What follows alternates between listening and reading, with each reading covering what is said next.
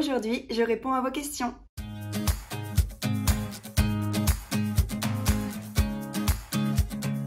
Coucou tout le monde! Comme promis, je reviens aujourd'hui avec cette vidéo Q&A puisque il y a quelques semaines, je vous avais fait une petite vidéo où je vous annonçais qu'à l'occasion de mes 2000 abonnés sur la chaîne, je vous proposais de me poser quelques questions et vous avez été quelques-unes à m'en laisser en commentaire sous la vidéo, mais également sur Instagram puisque j'avais fait quelques petites stories. Et d'ailleurs, si vous voulez me suivre sur Instagram, n'hésitez pas, je vous mets ici le nom de mon compte. Du coup, j'ai rassemblé vos questions en 10 grandes thématiques puisqu'il y en a quelques-unes qui se ressemblaient un petit peu. Donc sans plus tarder, c'est parti! Alors la première question c'est qu'est-ce qui t'a poussé vers le bio? Je vous avais fait une vidéo sur le sujet il y a maintenant 1 an ou 2, mais en gros tout a commencé avec un commentaire de ma coiffeuse quand j'étais au lycée. Je me rappelle d'une fois où elle m'avait parlé des shampoings qui contenaient des silicones et elle m'avait dit qu'il fallait éviter certaines marques qui en contenaient beaucoup. À partir de là, ça a été un petit peu comme une réaction en chaîne puisque j'ai commencé à me renseigner un peu plus. Alors au tout début, j'ai beaucoup été axée sur les shampoings ou en tout cas les produits capillaires et les silicones puisque c'était vraiment tout ce que je connaissais. Et du coup, j'avais appris que ça se retrouvait dans les listes d'ingrédients sous le terme diméthicone notamment. Et du coup, pendant plusieurs années, j'étais toujours à l'affût de diméthicone dans les listes. J'essayais de les éviter au maximum, mais ça en restait là.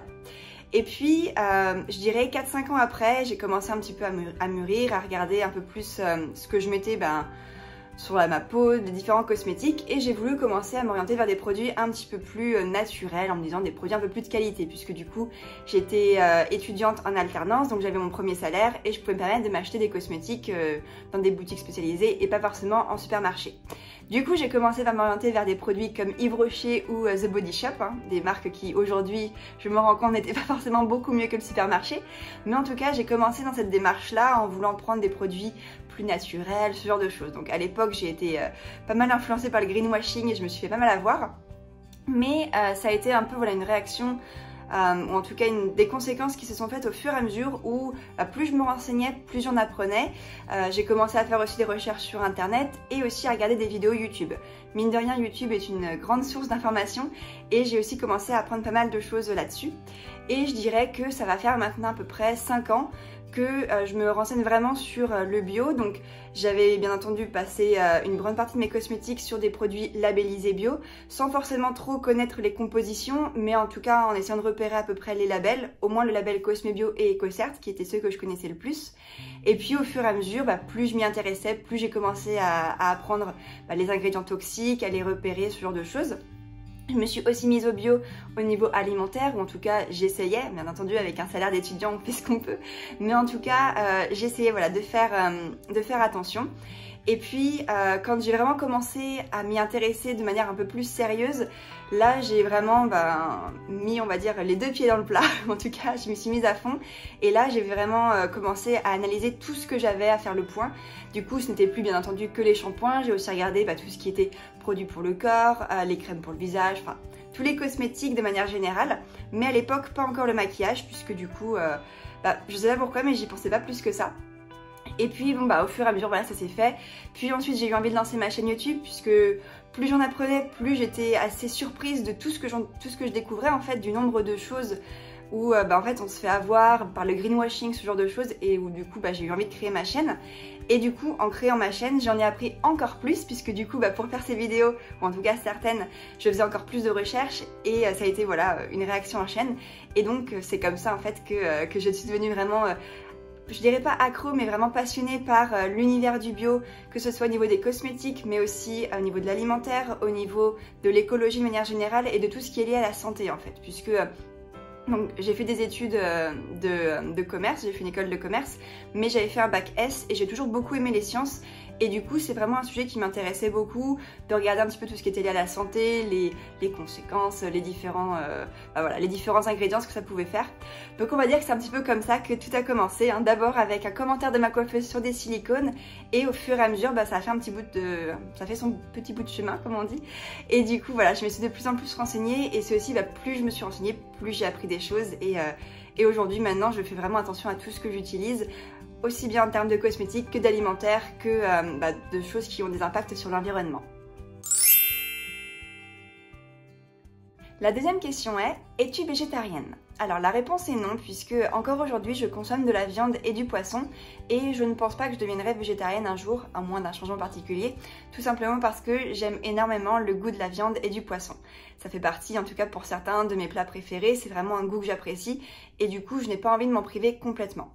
Toutefois, depuis maintenant 2-3 ans, vu que j'ai quand même pas mal eu cette prise de conscience liée à mes recherches, notamment par rapport à l'écologie, l'impact qu'ont les élevages sur l'écologie, mais aussi tout ce qui est lié à la condition animale, j'ai eu envie de vraiment réduire drastiquement ma consommation et aujourd'hui je pense que je consomme de la viande à peu près 1 à 2 fois par semaine et du poisson pareil 1 à 2 fois par semaine. Donc c'est quand même nettement moins que ce que je consommais avant, puisque avant j'étais plus aux alentours de la viande à tous les repas presque, puisque je pense que comme beaucoup de personnes j'ai été élevée dans une famille où en fait manger de la viande à presque tous les repas c'était quelque chose de normal pour moi et au début c'était même inconcevable d'avoir une assiette où il n'y avait pas de viande ou en tout cas on va dire de protéines, on va dire de la viande blanche, de la viande rouge ou du poisson. Donc ça a été un petit peu un effort à faire, mais voilà, je pense que depuis 2-3 ans, je fais vraiment beaucoup plus attention à ça, j'ai été beaucoup plus sensibilisée, mais je ne pense pas que je deviendrai végétarienne. La question suivante est, quel est ton métier ? Donc aujourd'hui, je suis responsable marketing dans une entreprise de logiciels. C'est-à-dire qu'en gros, mon métier, c'est de faire connaître mon entreprise et les produits au plus grand nombre, ou en tout cas à nos potentiels clients. Donc ça va passer par organiser des événements, travailler sur le produit, tout ce qui va être documentation produit, ce genre de choses, faire un petit peu des études de marché, mais aussi travailler avec des partenaires. Donc c'est un métier qui est quand même assez varié, assez riche.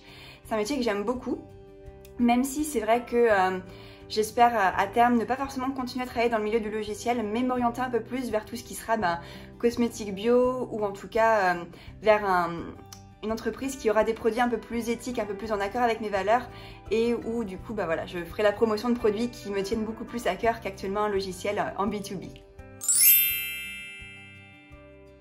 Pourquoi es-tu partie vivre aux États-Unis? Alors je suis partie pour mon boulot, puisqu'en fait lors de mon entretien d'embauche il y a maintenant 5 ans, puisque ça fait déjà 5 ans que je suis dans ma boîte, à la question où vous voyez-vous dans 5 ans, j'avais répondu du tac au tac aux États-Unis. En fait j'ai fait 1 an d'études aux États-Unis quand j'étais en études supérieures et j'avais vraiment adoré mon expérience ici, j'avais trouvé ça vraiment génial, j'avais beaucoup aimé la culture et tout ça et j'avais toujours rêvé d'y retourner. Et en fait du coup quand j'avais été embauchée, j'en avais reparlé rapidement et en fait il y a 3 ans ma boîte a ouvert une filiale à Boston et en fait quelques mois après l'ouverture de cette filiale on m'a proposé en fait de partir et de m'occuper du marketing sur cette région. Donc du coup j'ai accepté et ça fait donc maintenant 1 an et demi que j'y suis et pour l'instant c'est quand même plutôt sympa. La question suivante est, préfères-tu ta vie ici aux États-Unis ou quand tu étais en France? Alors là, je vais pas avoir trop d'hésitation pour répondre, je préfère clairement la vie en France. La réponse est assez simple parce qu'en fait, étant une personne très orientée écologie, bien-être, développement durable et tout ça, c'est vrai que c'est pas forcément les États-Unis qui seront le meilleur pays pour ça. J'avoue que vivre ici, ça a plein d'avantages puisque vraiment on découvre une nouvelle culture, c'est super enrichissant, c'est très intéressant, voilà, la vie ça change, c'est super bien. Mais il y a quand même plein de petits détails, de petites choses qui font que la vie en France me manque parce que ici notamment il y a beaucoup de gaspillage. En fait c'est pas forcément dans la culture de faire attention à l'écologie, j'ai l'impression.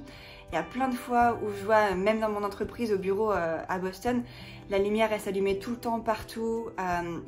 En fait, les gens ne font pas forcément autant attention qu'en France. J'ai l'impression qu'il y a moins de prise de conscience ici pour l'instant. Je vais en face de chez moi, j'ai un bâtiment juste à côté où en gros c'est un immense bâtiment qui va faire une 12aine d'étages. C'est tout vitré, les lumières sont allumées jour et nuit, tous les jours de la semaine, toute l'année, même le week-end, le soir, c'est tout le temps allumé. Les 12 étages, le bâtiment est immense et je me dis mais pourquoi il n'y a pas quelqu'un qui éteint la lumière? C'est plein de petites choses comme ça, tout bête, mais c'est vrai que c'est très frustrant. Il y a beaucoup de gaspillage aussi, il y a beaucoup de suremballage. Des fois je vois des choses mais je suis outrée en fait. Je vois pour acheter une pomme, elle est emballée dans un sachet en plastique. C'est plein de petites choses comme ça où du coup ça m'embête un petit peu au quotidien. Et c'est vrai que voilà, je trouve que même en termes de qualité de vie, le bio alimentaire, je trouve que c'est pas la même chose que ce qu'on peut avoir en France. Les normes ne sont pas les mêmes, il y a aussi tout ce qui est lié aux OGM. En termes de cosmétiques, c'est vrai que même si on peut trouver des cosmétiques qui sont pas trop mal composés, c'est pas très facile, mais en plus ils coûtent super cher. et voilà, les normes de bio sont pas tout à fait les mêmes. Donc c'est vrai que voilà, par rapport au style de vie que je mène aujourd'hui, je trouve que voilà, la vie ici est moins, me correspond moins. Et puis même en termes de relations sociales, c'est vrai que bon, bah forcément mes amis me manquent un peu et ma famille, tous ceux qui sont restés en France. Et même ici, la culture est quand même différente, il y a beaucoup de superficialité et c'est pas forcément des choses avec des valeurs avec lesquelles je suis toujours en accord. Moi j'aime bien être vraie, être nature avec les gens et ici c'est pas forcément toujours le cas. Donc c'est vrai que voilà, je profite de mon temps ici, de mon séjour ici, mais j'ai clairement prévu de rentrer en France. Pourrais-tu nous partager un petit peu plus ta vie aux États-Unis? Alors pour celles et ceux qui ne le savent pas, on a créé avec mon copain une chaîne de vlog sur YouTube qui s'appelle Anna and Vince USA, où en fait on vous fait des petites vidéos pour vous partager un peu nos aventures ici. Donc les vidéos sont pas forcément très fréquentes, il y en a peut-être une tous les mois ou tous les 2 mois, mais où on vous partage un petit peu notre quotidien ou alors des excursions qu'on fait. Dès qu'on fait un petit week-end quelque part, on va filmer, on va vlogger pour vous partager un petit peu notre expérience. Donc si vous voulez en savoir un petit peu plus ou voir un peu ce que je fais ici, n'hésitez pas à aller jeter un coup d'œil à la chaîne.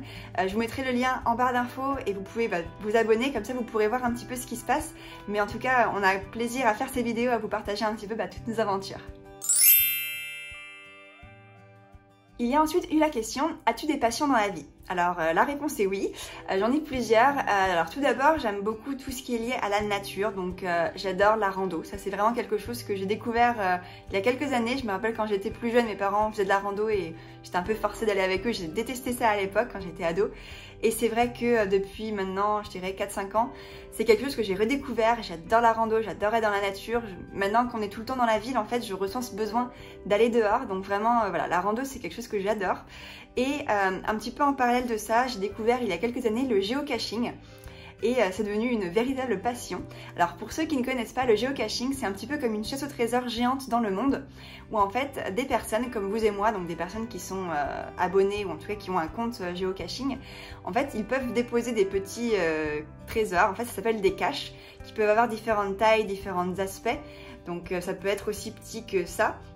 Ou alors ça peut être de la taille d'une maison, il y a des grosses boîtes, c'est des tupperwares souvent, ça dépend. Et en fait ces petites boîtes sont cachées à plein d'endroits dans le monde, ça peut être en pleine nature, ça peut être en ville, ça peut être aimanté sous un banc, ça peut être dans un tronc d'arbre, c'est vraiment très varié. Et en fait il y a une application mobile et en fait c'est avec tout un système de GPS. C'est vraiment comme une chasse au trésor, c'est vraiment super ludique, c'est super bien. Moi j'adore ça parce que du coup c'est un petit peu l'occasion des fois d'aller un peu dans la nature ou même de redécouvrir des fois certaines choses. Je vois dans la ville où j'ai grandi, il y a quelques caches et quand je les ai faites il y a quelques années, j'ai redécouvert des choses de ma propre ville où je me baladais tout le temps, mais en fait grâce à cette cache, en l'occurrence il fallait que je lève les yeux, j'ai découvert des statues que j'avais jamais vues, des petits détails, donc c'est vraiment quelque chose que j'adore et que je vous recommande vivement d'ailleurs de découvrir si vous ne connaissez pas. Le géocaching, ça c'est une vraie passion. Après bien entendu il y a tout ce qui est lié au bio, à l'écologie et tout ça, mais bon ça du coup c'est vraiment un mode de vie presque plus qu'une passion. Et enfin, j'adore également tout ce qui est danse et yoga. Je les regroupe un petit peu ensemble puisque c'est un peu la catégorie sport, mais je pratique la danse depuis, j'ai pratiqué la danse depuis quasiment 15 ans et malheureusement depuis que je suis aux États-Unis j'ai complètement arrêté puisque c'est très compliqué ici de trouver des cours de danse qui me plaisent ou en tout cas qui sont pas trop loin de chez moi ou qui coûtent pas super cher. Ici c'est un peu compliqué, donc malheureusement j'ai arrêté la danse depuis que je suis aux États-Unis, mais j'ai hâte de rentrer pour reprendre en tout cas. Par contre je continue le yoga et ça c'est vrai que c'est quelque chose que j'aime beaucoup. J'ai découvert ça je dirais il y a 2-3 ans aussi et c'est vraiment un sport que j'aime beaucoup, ça me détend, ça me relaxe, mais en même temps c'est quand même sportif. Donc voilà, je dirais que ce sont un petit peu toutes mes passions du moment. Ça reste quand même dans un univers un peu santé, bien-être, mais ça me correspond complètement. As-tu des péchés mignons qui ne sont pas bio? Alors oui, j'en ai un gros péché mignon puisque ce sont les Kinder. Ça c'est vrai que c'est quelque chose que j'adore, c'est une vraie drogue en fait puisque c'est vraiment quelque chose que j'adore. Alors c'est sûr que c'est bourré de sucre, c'est bourré d'édulcorants, d'additifs, de tout ce qu'on veut, c'est clairement pas naturel. Mais c'est vrai que c'est quelque chose dont j'ai beaucoup de mal à me passer. Alors je pense aussi que c'est lié à une addiction au sucre que j'ai. Mais c'est vrai que voilà, je prends un Kinder, je pense quasiment tous les jours, après tous les repas, ou en tout cas tous les dîners. C'est vrai que voilà, j'en ramène depuis la France, puisqu'il n'y en a pas ici. En tout cas, quand il y en a, ils sont très chers. Ou quand les gens viennent me voir, je demande aux gens de m'en ramener. C'est vrai que voilà, ça c'est quelque chose que j'adore. Mais à part les Kinder, je pense avoir un mode de vie quand même relativement sain. Je suis pas très bonbon. même tout ce qui est barre chocolatée et tout ça, même si j'aime bien, je peux m'en passer de manière, je peux m'en passer, ou alors je trouve des alternatives qui sont bio, mais c'est vrai que voilà, les Kinder c'est un gros péché mignon. Donc voilà, c'est à peu près toutes les questions que vous m'avez posées.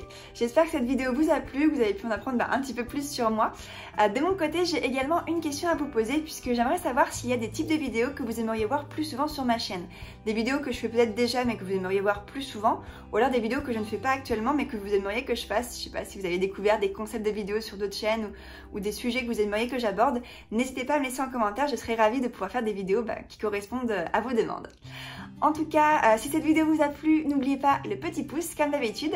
Et moi je vous souhaite une très bonne journée et je vous dis à très bientôt pour la prochaine vidéo. Bye!